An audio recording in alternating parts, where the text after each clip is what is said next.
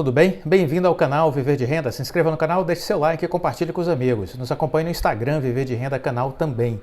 A operadora de shoppings Multiplan divulgou uma prévia dos seus resultados operacionais do terceiro trimestre e as vendas totais do shopping atingiram 4,7 bilhões no terceiro tri, um crescimento de 28% na comparação com o mesmo período do ano passado. Os números relatados pela Multiplan foram considerados positivos, com destaque para a manutenção do ritmo de expansão das vendas no trimestre, reforçando o bom momento vivenciado pelo setor de consumo. É isso aí. A economia segue se recuperando, a economia segue avançando, a economia segue crescendo, a despeito do pessimismo de muitos analistas, de muitos especialistas de mercado, que ficam em suas bolhas, em suas redomas, fazendo previsões, fazendo elucubrações a partir de análises de conceitos macroeconômicos, vamos dizer assim, de aspectos teóricos que são razoáveis, compreensíveis, mas que não resistem à realidade, porque nem sempre a teoria se traduz em realidade. Às vezes, questões teóricas dentro de quatro paredes é uma coisa, outra coisa é a vida como ela é.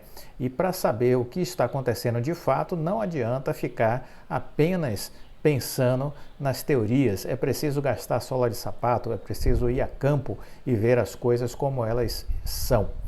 A PetroRio e a Domo também divulgaram informações relacionadas à parte aí de produção das duas empresas, né? A PetroRio, ela registrou uma produção total de 3,8 milhões de barris de petróleo no terceiro trimestre de 2022, um aumento de 15%. Já a Domo, recém-adquirida pela Prio, reportou 25.620 barris em setembro desse ano, né? Quer dizer, produção do mês de setembro, 25.620 barris, produção mensal. Já a Prio, reforçando aqui, chegou a uma produção total de 3,8 milhões de barris, um aumento de 15% em relação ao segundo trimestre de 2022. Estude as empresas, acompanhe tudo que sai sobre elas. Se você quer investir numa empresa, você precisa estudar a empresa, olhar os seus fundamentos, olhar as suas vantagens competitivas e acompanhar todo o noticiário que sai sobre essa empresa, acompanhar a liderança das empresas quando se manifestarem, quando apresentarem seus resultados, verificar se o planejamento estratégico está sendo executado dentro do que foi prometido, dentro do que foi pactuado, e enquanto que as suas, vamos dizer assim, o seu checklist com relação àquela empresa se mantiver válido, você segue investido nela, se você está enxergando aí uma oportunidade de longo prazo. Modificou alguma coisa, é preciso reavaliar, é preciso ver se ainda continua válida a sua tese de investimento. Você não pode comprar uma ação e jogar dentro de uma gaveta e esquecer ela lá. Você precisa estar constantemente revisitando ela e revisitando os motivos que te levaram a adquirir aquela ação, para ver se eles continuam válidos, se os pressupostos continuam inalterados. Se sim, maravilha, vida que segue o jogo, né? Ah, mas o preço não está correspondendo ao valor. Olha, ótimo, se está barato é a hora de comprar mais, não é? Se no longo prazo o valor está, vamos dizer assim, dissociado do preço, você precisa deixar vamos dizer assim, a empresa andar, e uma hora o preço procura o valor, não tenha dúvida disso.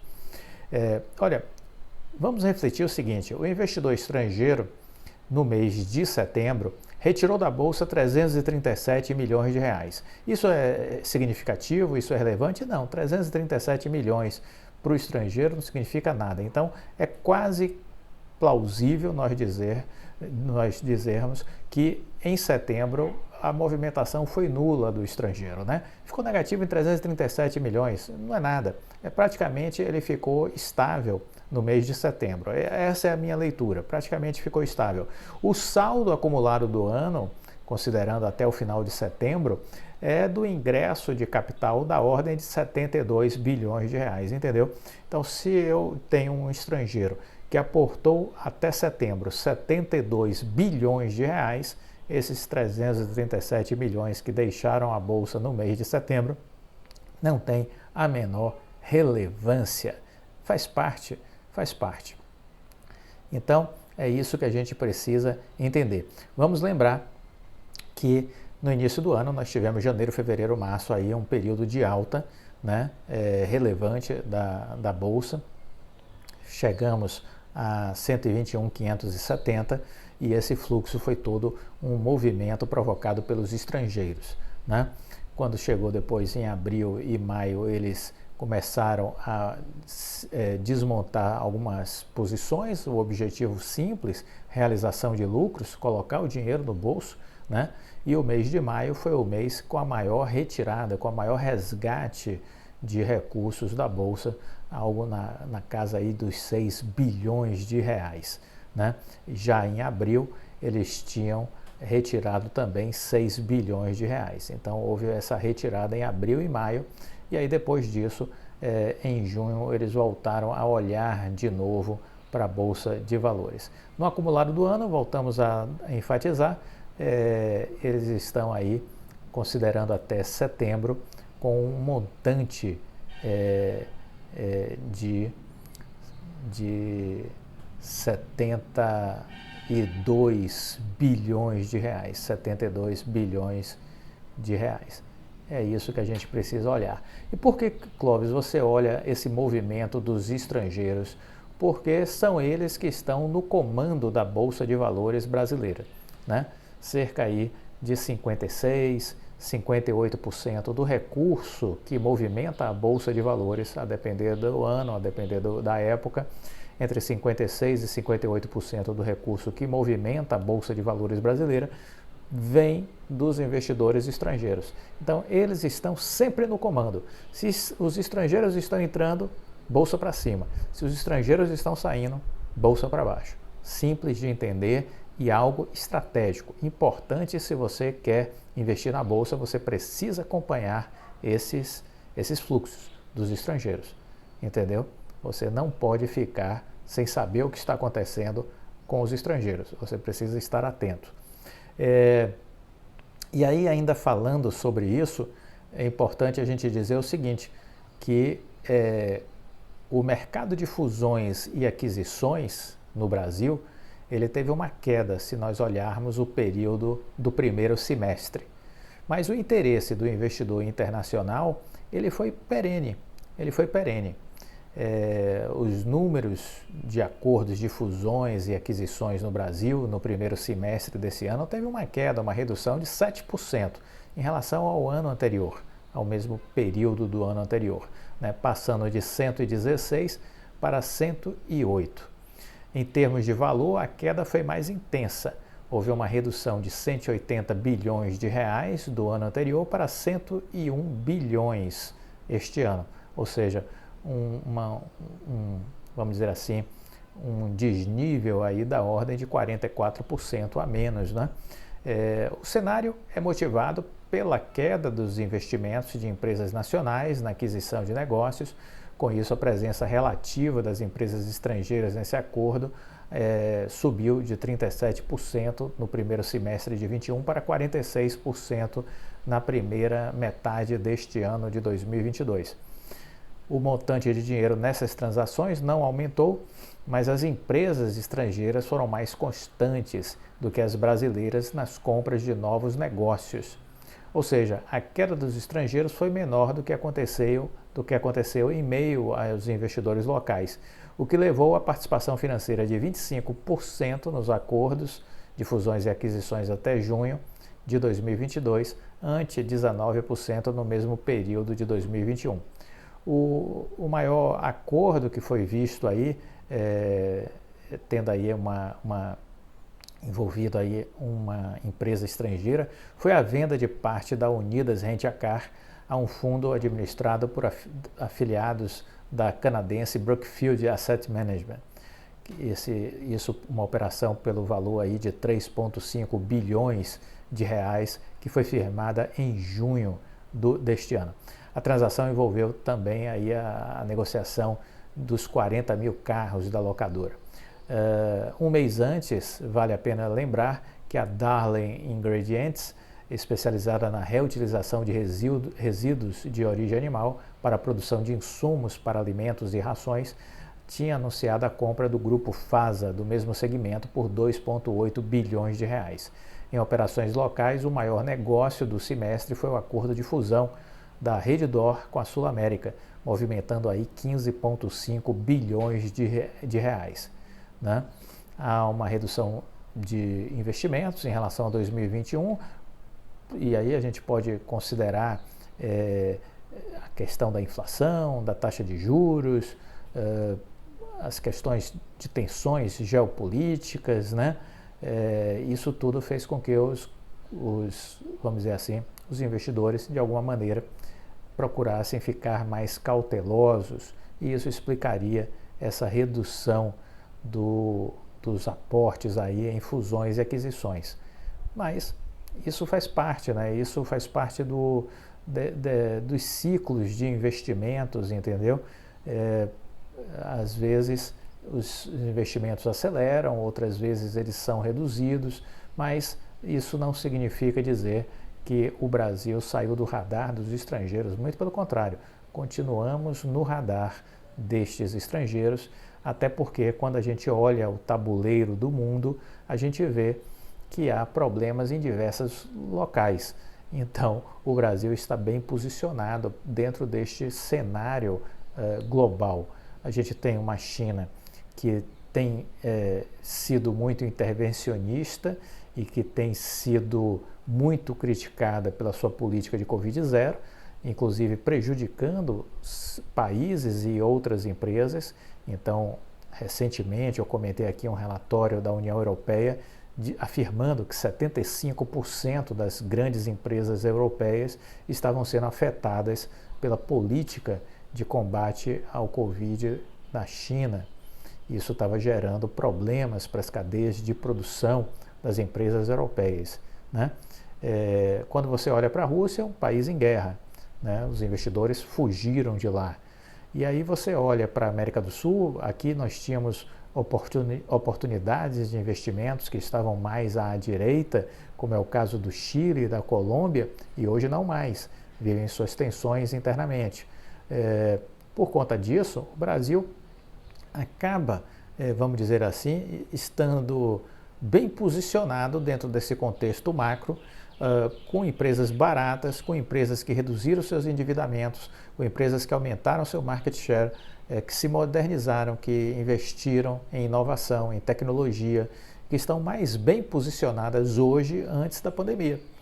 Então, essas empresas têm potencial de valorização e a bolsa ainda está barata, a bolsa está atrativa, essas empresas estão atrativas e os estrangeiros estão de olho. Em algum momento a gente vai ver sim movimentos consistentes de alta, né? Não há como desconsiderar isso. Até indo nesta linha, o banco americano de investimentos Goldman Sachs disse em recente comunicado que as eleições no Brasil desbloquearam um ciclo virtuoso que eles enxergam para os ativos brasileiros nos próximos anos, né? Essa foi a afirmação do Goldman Sachs no seu último relatório. Um ciclo virtuoso no câmbio, nos juros, no mercado acionário é o que nós estamos entendendo que temos pela frente.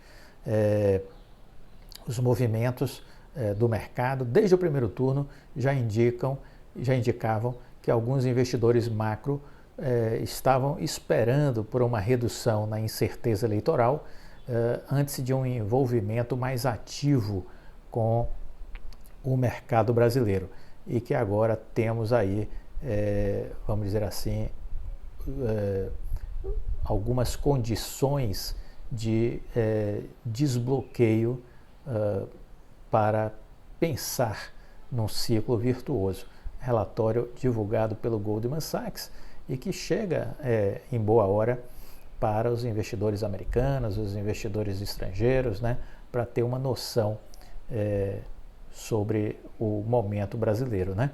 Nessa mesma linha, nessa mesma pegada, o Mansueto Almeida, que foi secretário do Tesouro na época do governo Temer e hoje economista-chefe do BTG Pactual, do André Esteves, ele também disse isso. Se o próximo governo fizer o seu dever de casa, a Bolsa de Valores pode consolidar um movimento de forte alta nos próximos meses. A Bolsa de Valores pode consolidar um movimento de forte alta nos próximos meses. Inflação e aumento de juros nos Estados Unidos e Europa, crise energética e imobiliária na China, são alguns fatores que podem conspirar a nosso favor, fazendo com que os investimentos fluam para o Brasil. Então veja, às vezes algo ruim que acontece do outro lado pode ser positivo para nós, entendeu? É preciso entender como determinadas coisas que podem ser ruins em algum ambiente podem ser muito positivas do outro lado do mundo. Então é isso que a gente precisa entender. Para empresas, por exemplo, exportadoras de commodities, boas pagadoras de dividendos, o Brasil tem aí um poder de atração, se você olha para este contexto. Os investidores que estão aí buscando oportunidades e com receios das tensões geopolíticas, né, podem sim encontrar na Bolsa, disse Mansueto Almeida, boas teses de investimento. Então, vamos acompanhar, vamos estar de olho no que vai acontecer, vamos ver o resultado do segundo turno, vamos ver o que será do futuro governo para a gente perceber as potencialidades que nós temos aqui na Bolsa de Valores. Olha, o setor de fibra ótica ele está em forte consolidação, estamos dizendo isso desde o ano passado. Comenta aqui se você já não ouviu eu falar no ano passado que a fibra ótica passaria por um processo de consolidação. Ele está a todo vapor. A Americanet acaba de anunciar a compra da Connectcor. A Americanet acaba de anunciar a compra da Connectcor. Um provedor regional que atua em 13 municípios do interior de São Paulo e tem mais de 33 mil clientes. A Americanet que comprou o provedor regional Connectcor Telecom, que atua em 13 municípios no interior de São Paulo, soma mais de 33 mil clientes ativos. Com essa aquisição, a operadora já adicionou mais de 300 mil acessos à sua base de clientes. Essa última aquisição faz com que seja aí, vamos dizer assim, internalizada, né, a base de clientes de cidades como Jaú, Mineiros do Tietê, Bocaína, Itapuí, Boracéia, Pederneiras, Macatuba, Barra Bonita, Igaraçu do Tietê, Torrinha, Santa Maria da Serra e Brotas, terra do Daniel, né, Brotas. A Connectcor, adquirida pela Americanet, está no mercado de telecomunicações desde 2002 e oferece serviços de internet via fibra ótica, TV e telefonia fixa. A Americanet concluiu a compra de mais uma empresa de Goiás, ampliando sua atuação também no estado. O provedor adquirido foi a Opt, com sede no município de Inhumas, na região metropolitana de Goiânia. O grupo Americanet tem se revelado um dos grandes consolidadores no mercado de telecom. Só esse ano o grupo já anunciou a aquisição de pelo menos 6 outras empresas. De acordo com o levantamento da Anatel, a Americanet reportava 500 mil assinantes em agosto.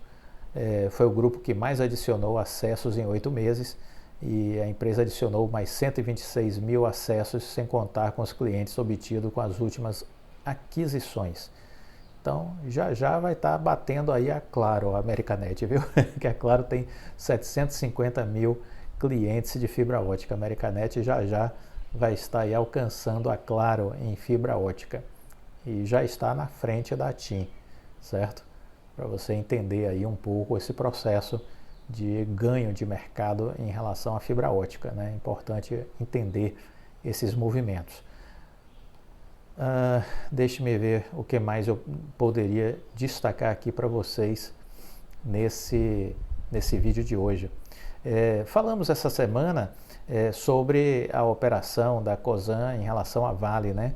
A Cosan anunciou aí a compra de uma participação na Vale, que pode chegar a 6,5%, e isso equivale aí a uma participação em reais da ordem de 23,5 bilhões.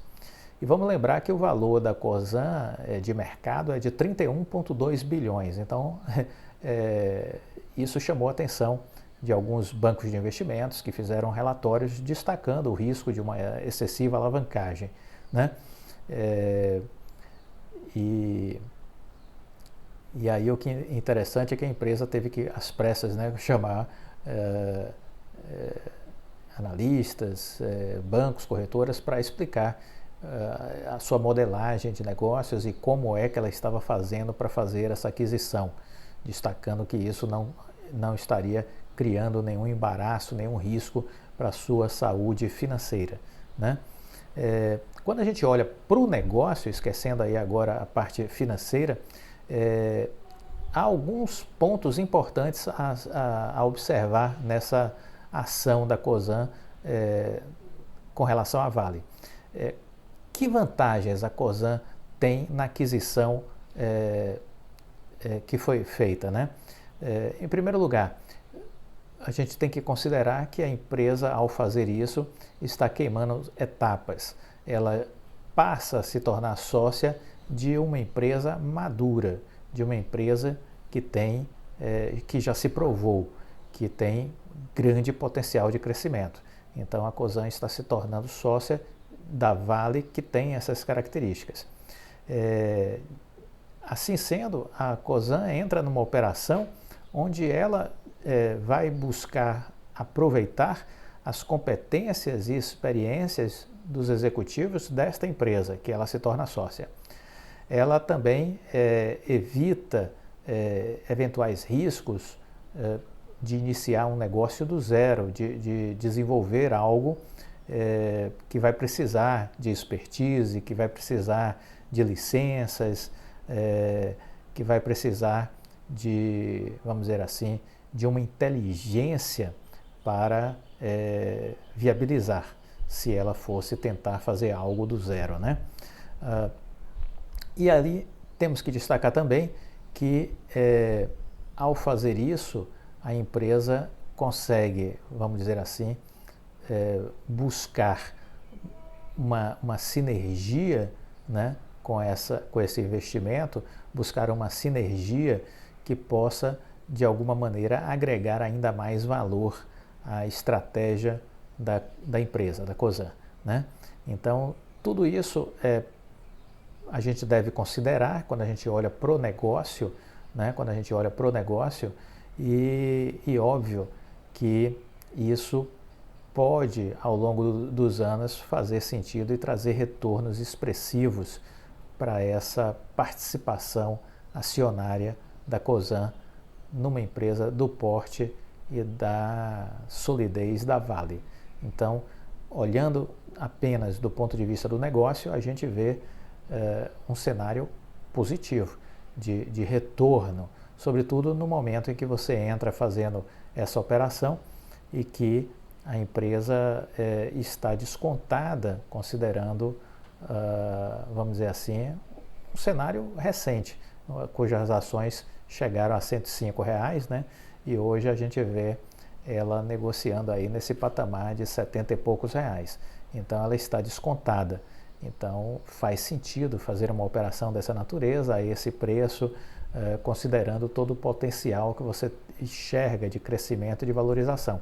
E mais, numa empresa que está se reposicionando no mercado, de alguma maneira buscando reduzir a sua dependência, reduzir essa dependência com relação ao minério de ferro, a gente vê também uma empresa que está buscando aí mais valor na área de metais, com o níquel, com o cobre, que está vinculado à questão aí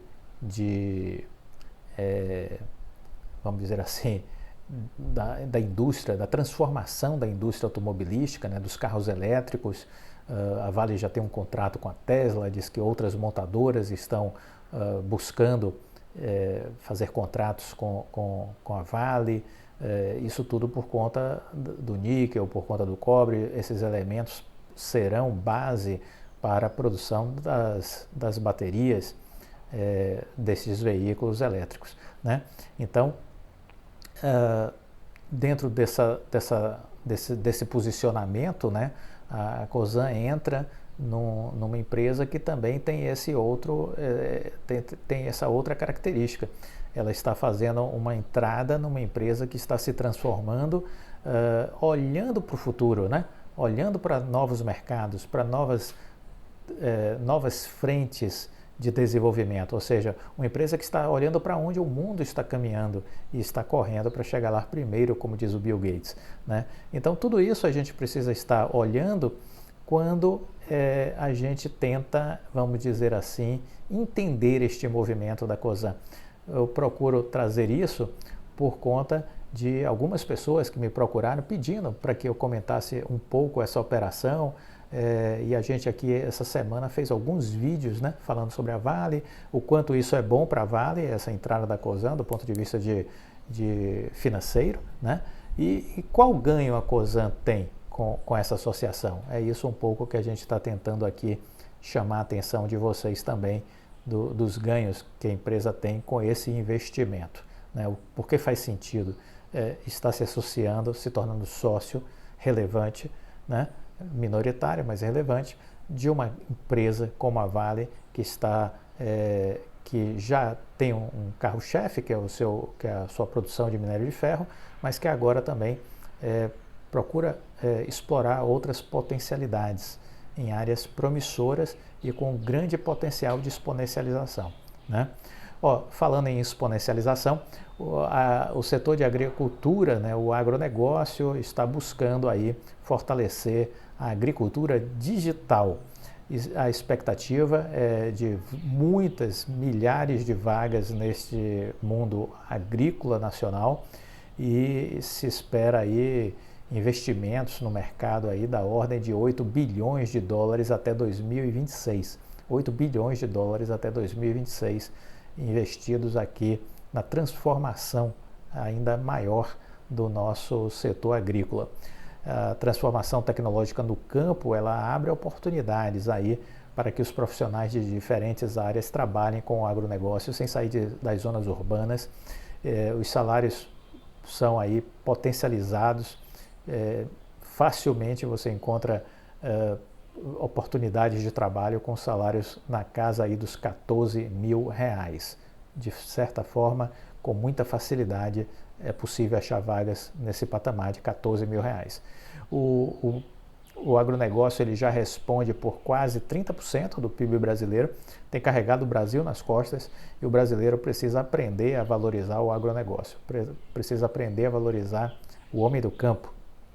Às vezes, um discurso aí de ranço, né, de desprestígio de pessoas da capital para com a agricultura nacional, que é motivo de orgulho. Só pessoas realmente desprovidas de massa cefálica podem abrir a boca para falar contra a agricultura nacional, né?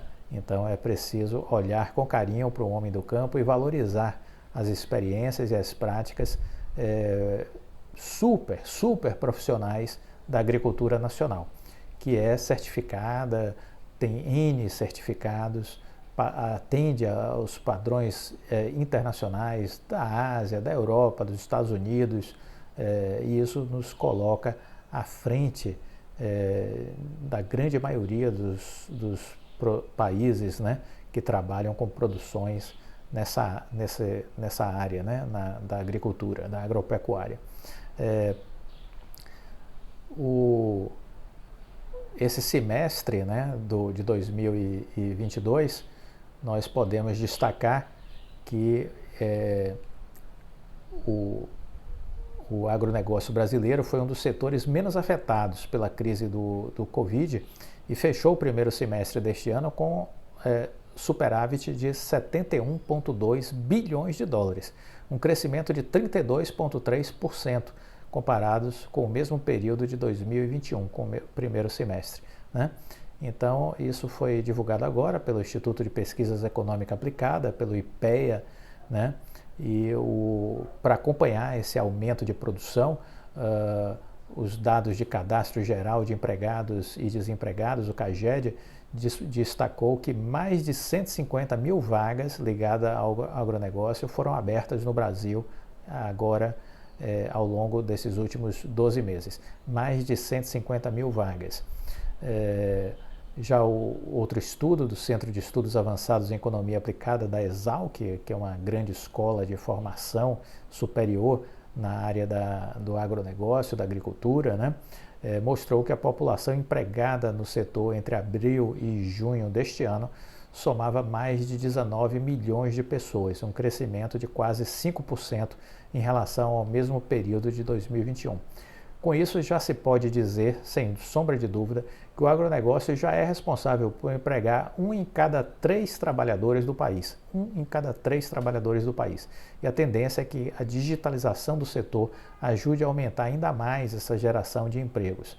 O mercado de tecnologia para o campo, segundo estimativas, atingirá o valor de 8,33 bilhões de dólares até 2026. Isso deve ajudar a criar quase 180 mil vagas de emprego no país até o ano que vem. Veja só, até o ano que vem. Os dados são da pesquisa Profissões Emergentes na Era Digital, Oportunidades e Desafios na Qualificação Profissional para uma Recuperação Verde, resultado de uma parceria da Agência Alemã de Cooperação Internacional, o SENAI e a Universidade Federal do Rio Grande do Sul. Então, se você está procurando oportunidades, está aí. As cidades do agronegócio estão ofertando muitas vagas. E a digitalização da agricultura cria aí excelentes oportunidades. Então, esteja atento. Se você gostou do vídeo, deixe o like, compartilhe com os amigos, fique com Deus e até a próxima. Tchau!